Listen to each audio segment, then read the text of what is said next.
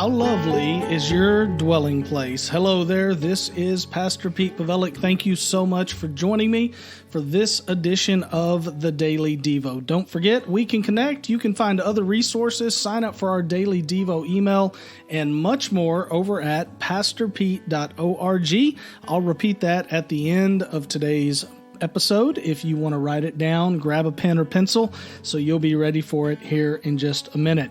Today, I have been reflecting in Psalms 84, which says this: "How lovely is your dwelling place, Lord of armies. I long and yearn for the courts of the Lord. My heart and flesh cry out for the living God."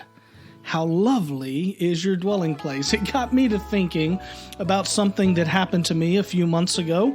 I was scheduled to speak at a place up in Dallas, and I left home and I was kind of rushed. It was a Sunday afternoon when I actually had to leave to go and be there, and it was just a hectic day for me to get there. I had to drive for this particular trip because there were no flights that worked out and made the timing work. Drove all the way to Dallas and went to check in at the hotel that I had been assigned. And I went up to the front desk and I gave them my ID, and there was no room for me at the inn. Turned out I had received an email a few days before letting me know about a schedule change, and I had been moved to Monday. I wasn't supposed to actually even be there. I had seen the email, but I just hadn't read it very closely. And to be honest, it was just completely my fault. When I pulled it up, they had explained everything. They had asked me when, or told me when to be there. They had told me they were moving my hotel reservation. It was totally my fault.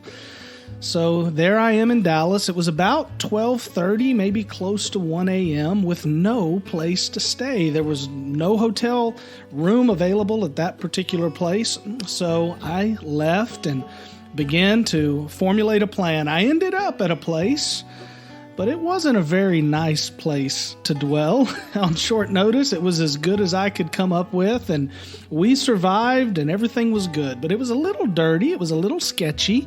There was, just activity going on, I'll say that, around and inside the hotel that I wouldn't have preferred to be happening, but it was my fault.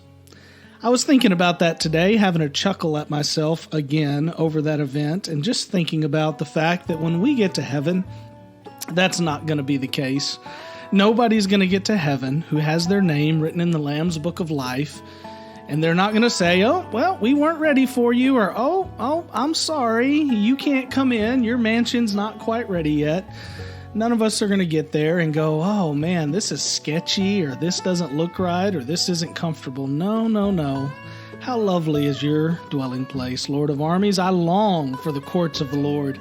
We should all long for the courts of the Lord, because no matter how lovely your dwelling place is here on earth, your home or your house or your vacation home, no matter how lovely the places you dwell here on earth are, I can promise you this: His courts are better.